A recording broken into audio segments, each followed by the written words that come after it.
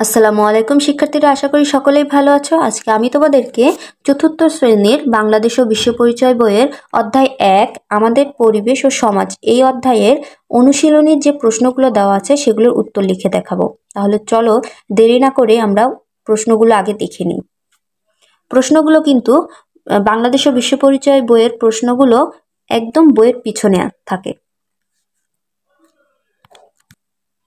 দেখো, এই যে পিছনে সব অধ্যায়ের প্রশ্নগুলো দেওয়া আছে। এই যে অধ্যায় 1-এর প্রশ্নগুলো। অধ্যায় 1 আমাদের পরিবেশের সমাজ, অল্প কথায় উত্তর দিই। মানে এগুলো হচ্ছে সংক্ষিপ্ত প্রশ্ন। 1 প্রাকৃতিক পরিবেশের 3টি উপাদানের নাম লিখো। 2 বাংলাদেশের কোন কোন অঞ্চলে বেশি বন্যা হয়। 3 সামাজিক পরিবেশের 3টি উপাদানের নাম লিখো। 4 বেশি বেশি গাছ লাগানো প্রয়োজন কেন। তাহলে চলো আমরা এই উত্তরগুলো আগে দেখে নিই। অল্প কথায় উত্তর দাও। প্রশ্ন নাম্বার 1 প্রাকৃতিক পরিবেশের 3টি উপাদানের নাম লিখো। উত্তর, প্রাকৃতিক পরিবেশের 3টি উপাদান হলো 1 মাটি, 2 পানি ও 3 বাতাস। প্রশ্ন 2 বাংলাদেশের কোন কোন অঞ্চলে বেশি বন্যা হয়। উত্তর, বাংলাদেশের দক্ষিণ অঞ্চলের ভূমি নিচু, সেখানে অনেক নদী মিলিত হয়েছে, নদীর কারণে দক্ষিণ অঞ্চলে বন্যা বেশি হয়। নাম্বার 3 সামাজিক পরিবেশের 3টি উপাদানের নাম লিখো। উত্তর, সামাজিক পরিবেশের 3টি উপাদান হলো 1 বাড়ি, 2 বিদ্যালয় ও 3 খেলার মাঠ। নাম্বার 4 বেশি বেশি গাছ লাগানো প্রয়োজন কেন। উত্তর, বেশি বেশি গাছ লাগানো প্রয়োজন কারণ 1 গাছ থেকে আমরা জীবন ধারণের জন্য অক্সিজেন পাই। 2 গাছপালা থাকলে আবহাওয়া ঠান্ডা থাকে এবং বৃষ্টিপাত হয়। 3 গাছ থেকে আমরা বাড়ি ও আসবাবপত্র তৈরির কাঠ পাই। আমি আবার পড়ে শোনাচ্ছি। 1 প্রাকৃতিক পরিবেশের 3টি উপাদানের নাম লিখো। উত্তর, প্রাকৃতিক পরিবেশের 3টি উপাদান হলো 1 মাটি, 2 পানি ও 3 বাতাস। প্রশ্ন 2 বাংলাদেশের কোন কোন অঞ্চলে বেশি বন্যা হয়। উত্তর, বাংলাদেশের দক্ষিণ অঞ্চলের ভূমি নিচু, সেখানে অনেক নদী মিলিত হয়েছে, নদীর কারণে দক্ষিণ অঞ্চলে বন্যা বেশি হয়।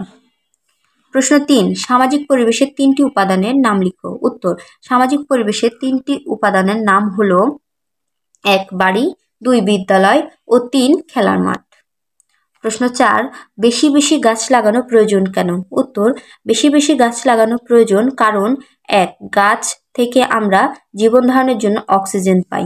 2 গাছপালা থাকলে আবহাওয়া ঠান্ডা থাকে এবং বৃষ্টিপাত হয়। 3 গাছ থেকে আমরা বাড়ি ও আসবাবপত্র তৈরির কাঠ পাই। তাহলে চলো এখানেই শেষ হয়ে গেল সংক্ষিপ্ত প্রশ্নগুলো। আমরা বর্ণনামূলক প্রশ্ন 2টা দেখে আসি। দেখো, এখানে প্রশ্নগুলোর উত্তর দাও। এই 2টা প্রশ্ন হচ্ছে বর্ণনামূলক প্রশ্ন। 1 বাংলাদেশের উত্তর ও দক্ষিণ অঞ্চলের ভূপ্রকৃতি কিভাবে আলাদা।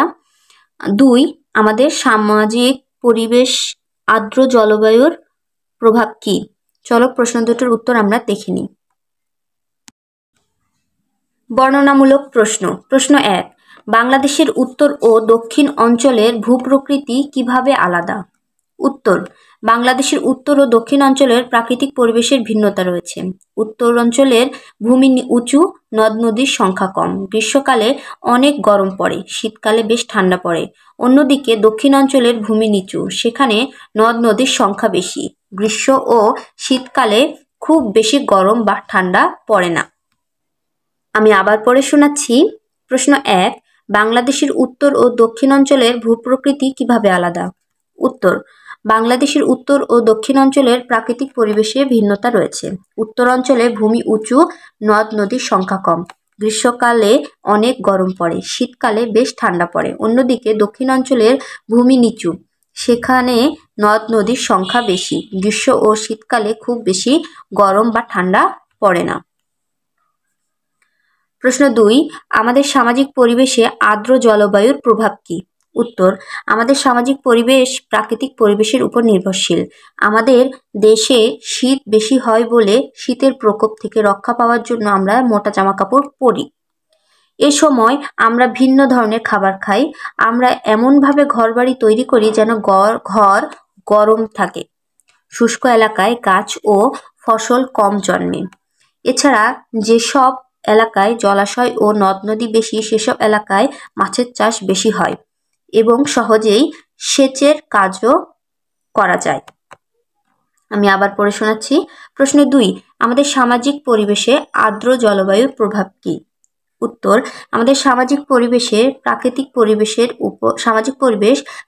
পরিবেশের উপর নির্ভরশীল। আমাদের দেশে শীত বেশি হয় বলে শীতের প্রকোপ থেকে রক্ষা পাওয়ার জন্য আমরা মোটা জামা কাপড় পরি।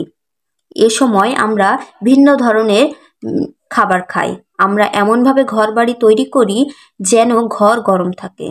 শুষ্ক এলাকায় গাছ ও ফসল কম জন্মে। এছাড়া যেসব এলাকায় জলাশয় ও নদ নদী বেশি সেসব এলাকায় মাছের চাষ বেশি হয় এবং সহজেই সেচের কাজও করা যায়। এখানে বর্ণনামূলক প্রশ্নগুলো শেষ হয়ে গেল। তাহলে শিক্ষার্থীরা, অধ্যায় 1-এর সকল প্রশ্নের উত্তর সমাধান করে আমি তোমাদেরকে দেখিয়ে দিলাম। আজকে এই পর্যন্তই। পড়াগুলো তোমরা সবাই কমপ্লিট করবে। পরবর্তী ক্লাস পাওয়ার জন্য অবশ্যই চ্যানেলটা সাবস্ক্রাইব করে রাখবে।